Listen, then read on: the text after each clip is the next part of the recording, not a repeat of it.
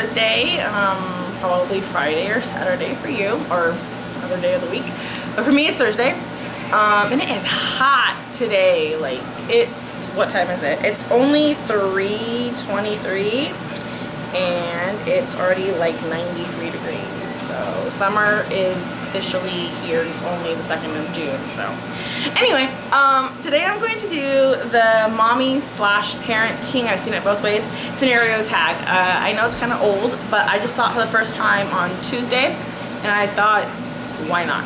So question number 1 is, your kid will not eat dinner. Do you stand your ground and make them eat what you made, or do you make something else? We have a rule, you get what you get and you don't throw a fit. Basically, meaning I made it, you're gonna eat it. Now, I do have a few exceptions to that. Well, actually, I usually make things everybody likes anyway. So it's not really that big of a deal, but Luna's in this phase right now where she likes everything plain, nothing on it. So, like, something we have, like we have tacos, I won't put any like sauce or sour cream on hers, but that's pretty much like the only exception. Everything else, oh, Sarah does not like beans. So if I make something that has beans, obviously I won't give her beans. I'll give her more of whatever else it is. And peas. And peas, that's right. She's like right behind the camera. Can you sit down? Thanks. But yeah, that's like the only real thing that I have to worry about. I have a couple of cousins who, oh my god, are the pickiest kids in the world. One only eats chicken nuggets and the other one only eats top ramen. How they are alive, I do not understand. But anyway, your child has a meltdown in the store. Nothing is working to calm them. Do you leave and come back, or do you just grit your teeth and finish shopping? It's happened a lot when Brooklyn was little. So it depended a lot on the store I was at, what I needed, and honestly how the rest of the day went. If my patience is still there, like at a 10, then I'm cool and I can just, you know, come on, you know, try to like just get it done real fast. But if it's been a long day, my patience is like at 2, then I'm just leaving. I'm just like, okay, bye, we gotta go, and I'll just send Irvin or whatever, something like that. But yeah, like it just depends on a lot of things. Typically though, I just kind of get through it because I have to. Your child got too many toys for their birthday. Do you make some returns or save them for a rainy day? I am always specific. Like, the people in my family and my friends are pretty good about asking me, okay, what should I get for your child? Like, should I get them clothes or should I get them a toy? Except for my dad. He was the only person who always got a toy for them. But he'd always ask, like, do they have this, do they have that? But anyway, Brooklyn had a birthday about a month and a half ago, and Luna's is coming up at the end of August. And I typically tell people, they tend to need more clothes than toys because they have so many toys they just don't play with. Now, for Sarah and Sam, it's kind of tricky because their birthdays are right before Christmas. Sarah's is end of November and Sam's is the beginning of December. So it's always kind of tricky because they're gonna get a toy probably from us for Christmas, but for their birthdays we tend to just tell people, can we keep the toys to a minimum, or like a learning toy, which I kind of consider books learning toys. So yeah. And Autumn's already a teenager, so toys for her are different than they would be for like younger kids, clearly. Unless they're collectibles, those are different. Right, collectibles I do think are different. Sarah's just gotten into those pop, look at one of your pops.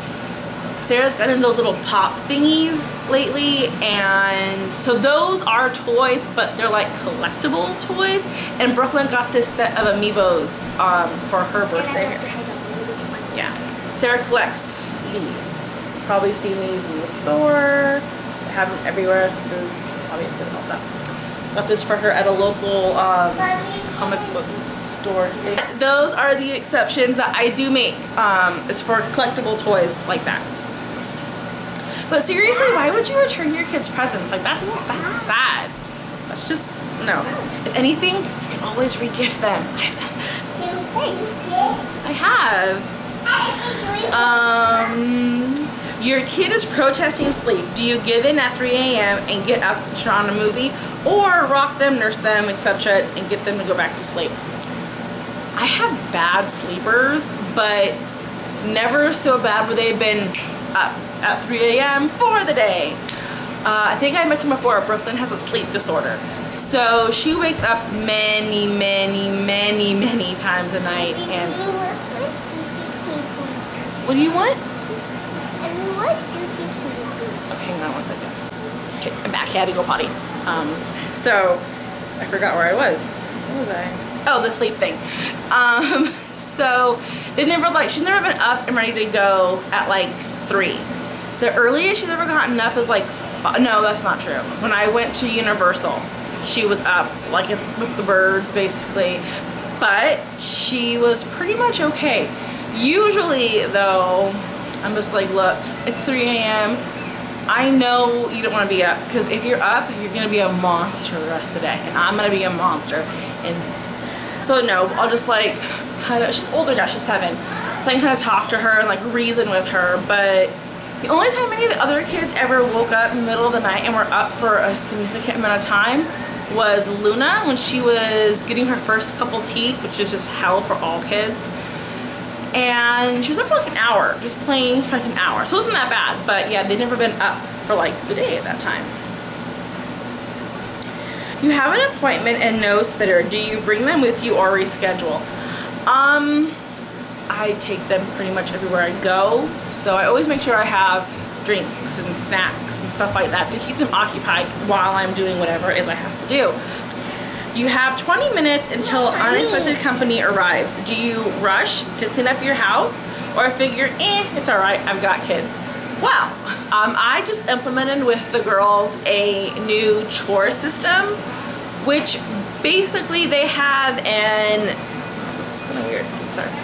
They have a few daily chores, and then they have a cat chore.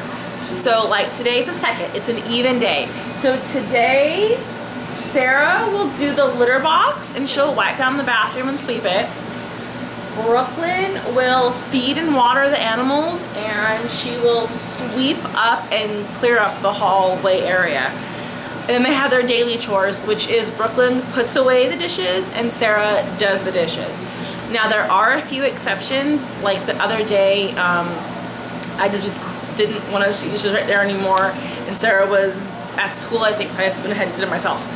So obviously there are exceptions. Oh, and Luna also. Luna has a daily chore. Her chore is to put away all the toys and to wipe down the exterior of the fridge and the oven door. So, and then I do pretty much everything else. I do the sweeping and the mopping. We don't have carpet, so I'm vacuuming clearly. But, and the wiping the walls. I pretty much do that every day. The walls I do once a week, so it's never really like a mess. But if you're coming over to my house and you're giving me 20 minutes notice, you know me. You're probably someone, a very good friend of mine, and if you can't deal with a few, you know, crumbs here and there, then why are you coming over to my house? Especially since you probably have kids of your own, and I'm sure your house is not always magazine ready. So you're running late and you only have time to do your hair or makeup. Which do you choose? Again, this isn't really a big problem for me because my hair is either usually down or it's up in a ponytail, so that takes like no time at all. And the only makeup I wear is eyeliner or cape. Oh, what happened? Oh, I got boo-boo, it's okay.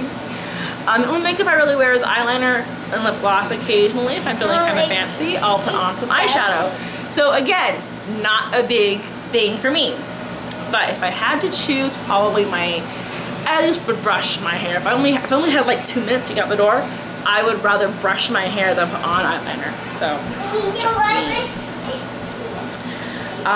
You're at the park and the child pushes yours down. Do you intervene and correct them, or go find the child's parent? This is another thing that's happened just a few weeks ago, actually, to the opening of a new park around here. And my kid will come and say, this kid knocked me down, and I'll just not tell them to brush it off, but tell them, you know, well, maybe they're just playing, because you never know. The child, it could have honestly been a mistake. Like, it's not always like a vicious thing. Honestly, it could have been a mistake. And even if it wasn't and it happens again, I'll remove my child from that situation, because other parents can be crazy. Like I one time went just to interview and just say, hey, let's play nice, and this kid's parent like came at me like crazy. So yeah, I'm not really about that. I don't like to get in yelling matches in public with anybody. I mean, I have before with some people, but yeah, I typically don't like to do that. So yeah, if it's a problem, I'll just remove my child. We'll go to a different area of the park if we have to. We'll find some way to fix a problem where my kid's not getting bullied and your kid's not being a bully. So I think that's the last question. Yeah, that's the last question. So anyway, this is kind of an old one, so if you haven't done it, then consider yourself tagged. And if you have, I hope you enjoyed watching it, and I will talk to you guys later. Bye.